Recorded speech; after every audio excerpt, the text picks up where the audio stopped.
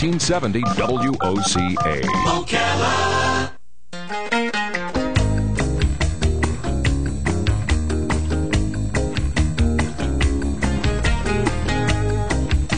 All right, 24 minutes before 11 o'clock. Thank you for tuning in this Friday morning.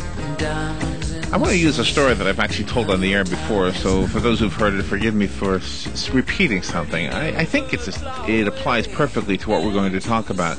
Robin and I have been involved in the creative world, I guess, forever. We are not only radio hosts, and for those of you who only know us in this aspect, but we write music, we do paintings, we've been involved in art for the longest time, and it is not an easy choice in life to say, I'm going to be involved in the arts. Right. You know, it may not be the best moneymaker you're ever going to come across, but it's what I want to do, and it's the direction that we both took, which is how we ended up here, because quite frankly, we ended up in talk radio because we started out in music radio, because of the music, not because we were DJs. But I one time had a night to remember. I was in the emergency room at the hospital, and nothing with me. I was there for somebody else, and watching the doctors and the nurses run around and seeing people wheeled in with wounds and injuries and heart attacks and illnesses, and you hear the overhead announcements, and they're just running back and forth, and they're going nuts. And I'm there a long time. And after a while, things settle down a little bit. It's not so busy anymore.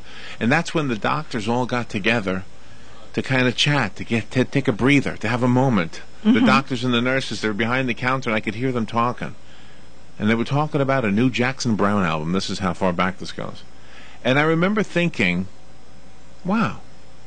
Because the whole time, I guess just back up a second, the whole time I'm thinking, wow, these people do something so important. What I do is nothing. I do nothing that is anywhere near as important as what these people are doing. And then when I heard them talking about the Jackson Browne album, I thought, you know what? I'm part of something. I'm not as big as Jackson Browne, but I'm part of a big thing, a small piece in a big thing that really is important in the world. The arts really are important. And yet, it's not always easy.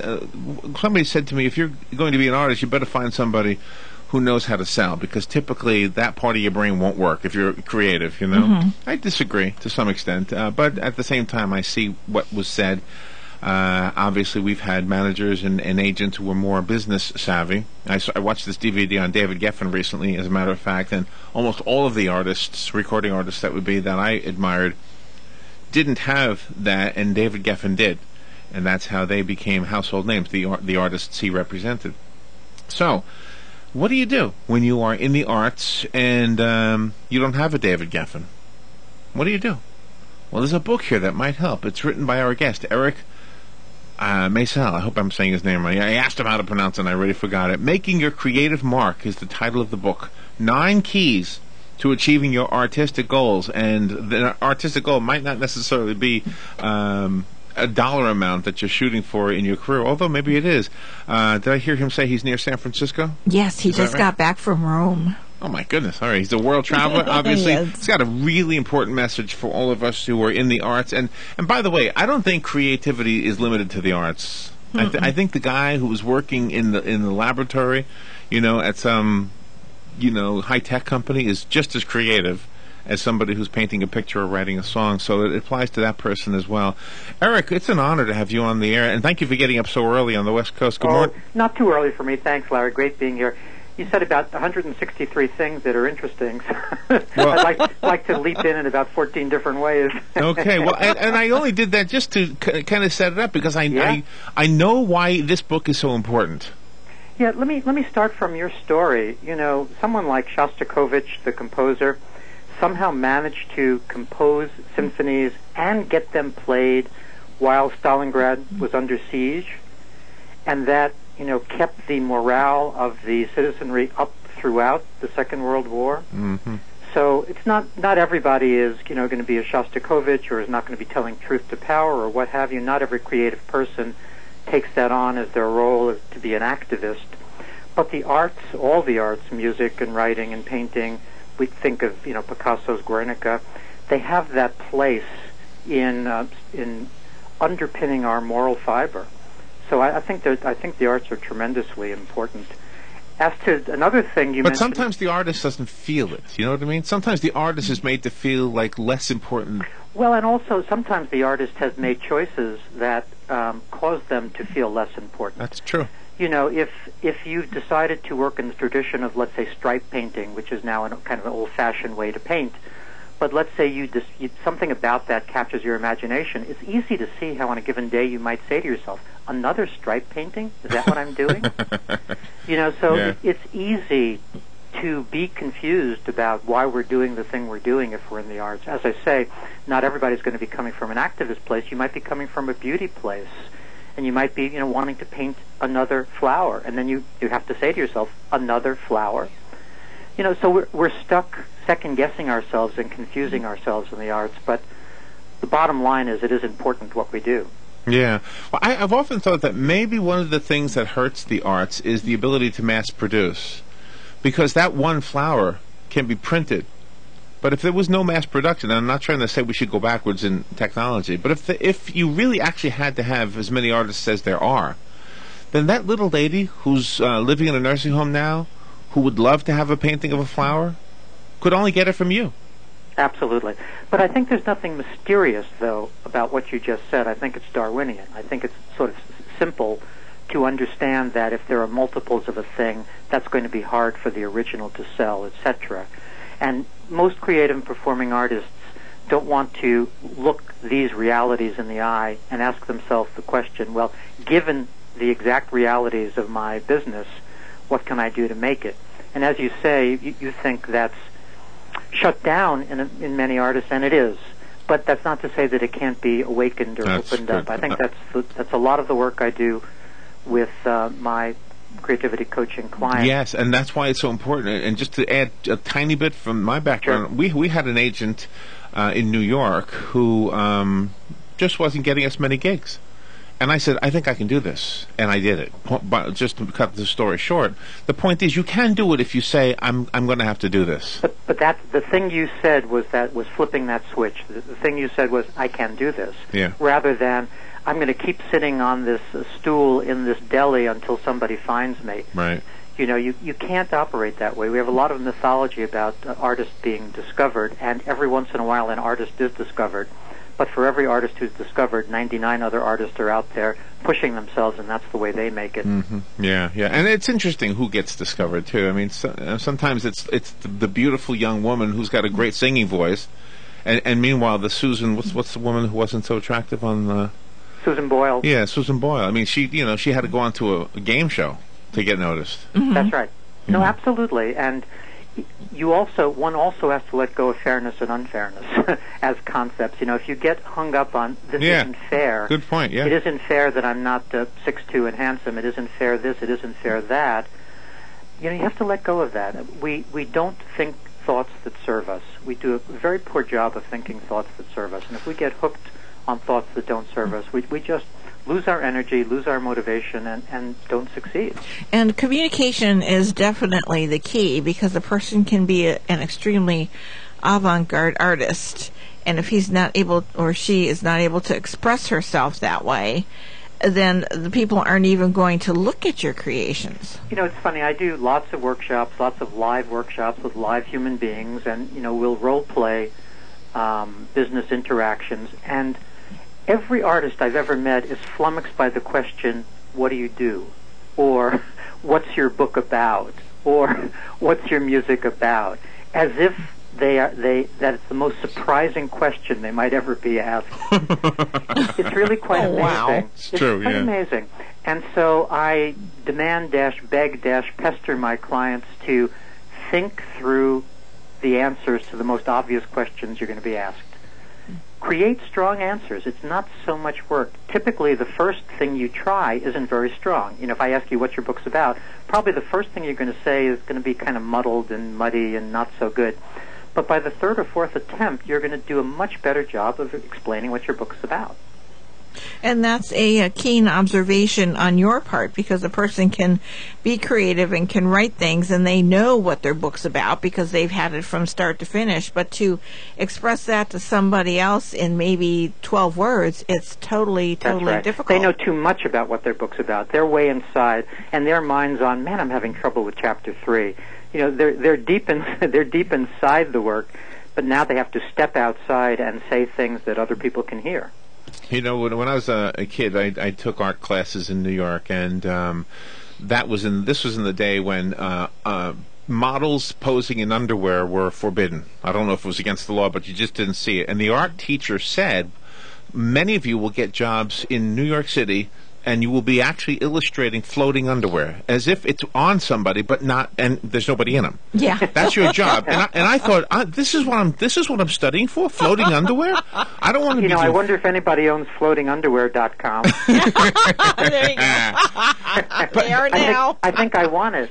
But I've often thought back on that. And I thought, okay, well, I kind of said this is not for me because of that. And at the same time, the goal, anytime there's an artistic pursuit, hasn't always been about money. But at the same time, what are you going to do? You have to do something to put food on the table. It's an incredible tension. You know, most great artists have fled their art classes. You know, they go in there and they hear the instructor saying, here's how you paint a face. And they go, absolutely not. I'm not listening to this for another second. Van Gogh's a classic example of somebody who tried art class for about 3 minutes and said, this is not what I'm in this I'm glad I'm not alone. I didn't know this. Yeah, well, I didn't either. Yeah. So it's very common that, you know, the so to speak, most creative or most productive artist is going to go through school semi-rebelling all the time, probably got some mental disorder label for all that rebelliousness and it's called radio. It's called radio host. Yeah. Pretty funny business, but to talk to the central point, there is a great tension between wanting to do individual work and needing to do commercial work. It's a great tension. Well, yes, and to make it less commercial than the floating underwear, and just talk about let's just talk about paintings, not music and books and all that other stuff is just applicable to this as paintings. But for the sake of the conversation, if you've made up your mind that you're going to be a painter, an artist, a painter, and you absolutely refuse to paint anything that'll sell. Well, I'm not going to give you that premise. You mean something that's highly unlikely to sell. Okay. As opposed to that's impossible fair. to sell. Because, fair. you could, God knows, concrete turds sell, things sell that somebody else would say. I wonder if concreteturds.com is available. Well, there's a big show in Los Angeles right now. No, that's a joke. It's always San Francisco versus LA, Sorry, isn't it? I hope I interrupted your flow of thought there. No, that's okay. I think you got the point. The point is that I don't know my point. I guess if you're going to make a living at it, you have to say, okay, I want to do these pictures, but the public wants these pictures. So the next thing you have to say is, I'm going to prove the exception. That's the next thing you have to say. I'm going to be exceptional in the work I do because I really mean to do good work, but then I'm going to be exceptional in my sales efforts because I'm producing stuff that every single human being I talk to recognizes isn't saleable or is really difficult to sell. And I'm not going to bury my head in the sand about that. Everybody's agreeing I'm not going to sell this stuff, therefore I'm going to sell this stuff. But I'm going to have to prove the exception to sell it. There you go. So that's the goal. That's the goal. The goal is to prove the exception. You know, in most walks of life, let's say civil service, you're supposed to do the thing that the next person's doing. The person at the next desk is, turns over 8 files a day. You turn over 8 files a day. Because if you turn over 10 files a day, somebody's going to tell you you're working too fast. So in most lines of work, you want to be the rule. In the arts, you need to be the exception. Oh, man, isn't that true? And that's why I think that these idol shows are a little bit of a disservice, because they're pumping out the same type of singer all the time. And in the history of music, usually it's the Bob Dylan who sounds like nobody else that becomes the next star, not the kid who sounds like the last kid. Right. That's right. Well, and both things are true. There's always a place for the, so to speak, lowest common denominator pop thing in any art, and then the special person who also garners a following. So both things are always true, and that's part of the tension in every creative person's mind. Well, pop stuff sells, and occasionally real stuff sells. So how do I walk this line between things?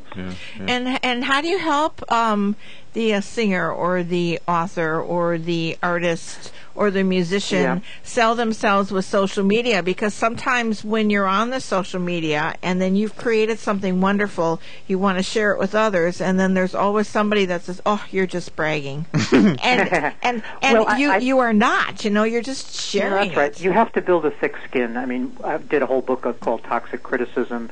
If you're going to be out in the arts, you're going to be criticized. You might as well embrace that right now. And there's this wishful thinking and hopefulness in artists that maybe they're going to be the first artist who's never criticized by the world. And it ain't going to happen. Well, you pretty much have to be dead. Yeah. Well, I think in their graves they're still being criticized. They're still turning over from criticism. Yeah. But you know what I mean. That it's implausible to put yourself out there and expect that everybody's going to hold a high opinion of your work. It can't happen. By the way, one of the art forms that's coming out of San Francisco a lot lately, I've noticed, is poetry. Is poetry booming in San Francisco? I don't know. Being 30 miles east, it's like 1,000 miles east. Oh, okay. So. Okay. I'm trying to figure out if it's actually selling or I mean, we've had how many books have we had from authors who've got whole books of poetry? Yeah, exactly. And they're almost all from San Francisco. Yeah, quite a few.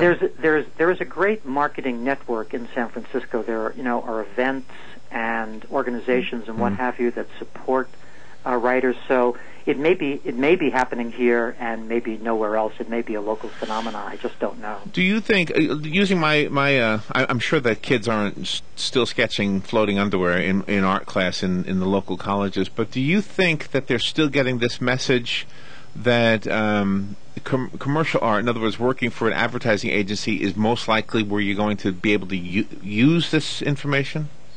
They get both messages from different professors. They walk into classroom A and they're told you're going to have to be a graphic artist, commercial artist doing X. Yeah. And they walk into classroom 2 and this is maybe the semi-alcoholic iconoclastic professor who says, absolutely do only what you want to do. It doesn't matter if you ever make a cent from it.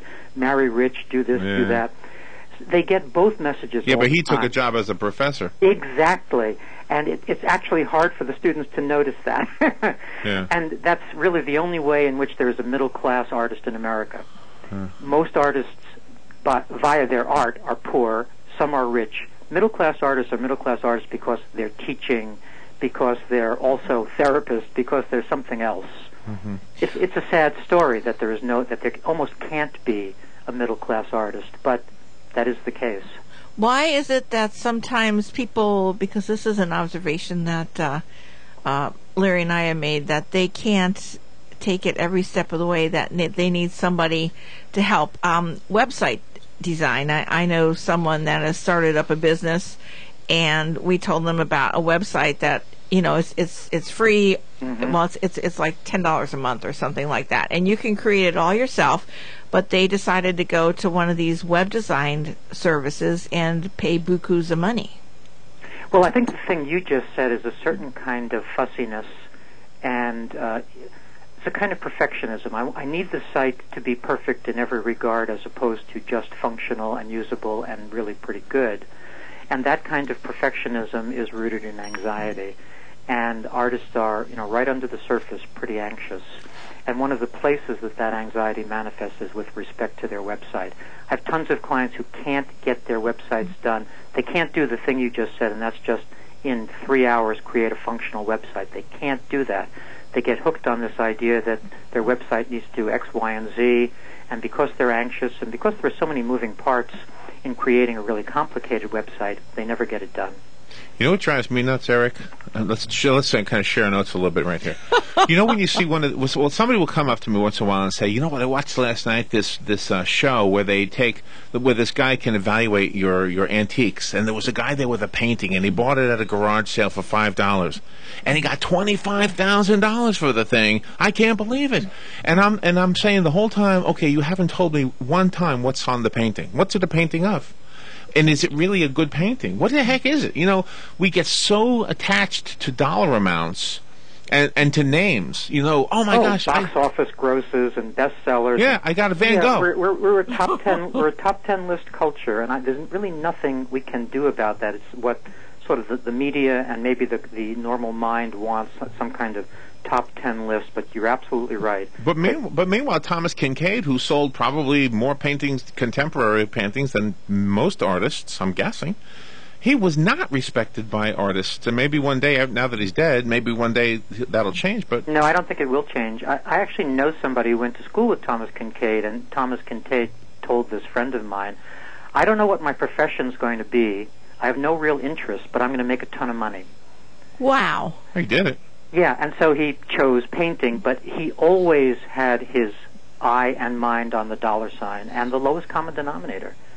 On that Thanksgiving dinner that no human being has ever experienced, where everybody's smiling and the turkey gets carved well. Yeah. but he took what he was good at. You bet. You could say, and made a living at it. And franchised it, so to speak. But if his goal was to be a respected artist, he died not being able to accomplish that. That's right, and I think that goal probably crept up on him. I think he really started from the place I just mentioned, which was to make money. Then at a certain point, you get to be so famous that you think that since you're famous, maybe I'm actually good, but everybody is, throwing darts at you. I think appropriately, because I think you can get that his basic intention was to sell homilies, not to do real art. Did he start out poor? I mean, was he like the Beatles? They started out poor and got rich? I don't know that piece of it. I don't. But he had. It sounds like that kind of energy, like I'll never be hungry again kind of energy. Yeah. When you devote so much of your time to helping others, are you able to pay attention to your creative side? I am. I start every day on my own work. I start early. I'm one of these 4 a.m. guys, and the world doesn't make too many demands on a person at 4 a.m. Oh, right. I know. So I get my 4 to 6 a.m. before, even the East Coast is awake. So, I manage to do that. I try to do 2 books a year, so that I'm trying to walk my walk or walk my talk, or however to say that. Does the book serve as a guide for the new upcoming artist, regardless of the art that they've chosen, so that they can perhaps make a living at it? Absolutely. The issues don't change. I work with artists who are not making money, but I also work with some of America's top best-selling authors who belong to an organization called NINC, which stands for Novelists Incorporated. I do workshops for them. So I work with people at every end of the spectrum, and the issues remain the same, whether it's a certain kind of shyness and inability to speak your work, or a certain kind of sadness that comes over you in the middle of the work when the work isn't going well. I could name all the issues. There are scores and scores of issues, but it's the same for 14th century issues, 14th century artists and 22nd century artists. The issues remain the same. Nice. Eric Maisel is our guest. The book is called Making Your Creative Mark. Eric is America's foremost creative coach, an inspirational speaker. That's obvious. He's a contributor to the Huffington Post, Psychology Today. He's written more than 40 books, it says here. He's a columnist for Professional Artist magazine, and I'd like to give away his book right now, and it's called Making Your Creative Mark. Call me if you want the one copy I have. The rest of us have to go buy it. Eric, do you have a website? It's myname.com, EricMaisel.com. All right, ericmaisel.com.